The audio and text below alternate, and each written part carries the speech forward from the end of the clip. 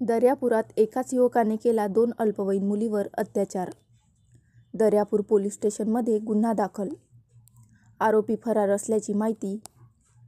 2 अल्पवयीन मुलींवर अत्याचार केल्याची धक्कादायक घटना मंगळवार दिनांक 4 फेब्रुवारी रोजी समोर आली आहे.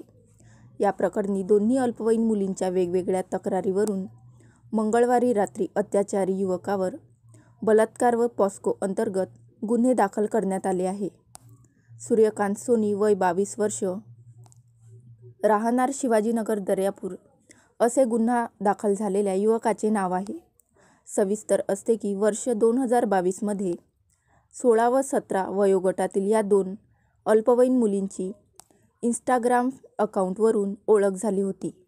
त्यानंतर सदर युवक हा दोन्ही अल्पवयीन मुलींना मागे पुढे भेटत होते. वृंदावन पार्क समोरील मोकळ्या जागेत कारमध्ये भेटण्यास बोलावून वर्ष 2022 ते 25 या काळात अनेकदा इच्छा नसताना जबरदस्तीने शारीरिक संबंध ठेवले. त्यानंतर मुलींनी भेटण्यास नकार दिला असता आरोपी युवकांनी फोटो व व्हिडिओ व्हायरल करण्याची धमकी देत होता. या प्रकरणी बलात्कार व पॉस्को अंतर्गत गुन्हा दाखल झाला असून आरोपी फरार असल्याचे पोलिसांनी सांगितले.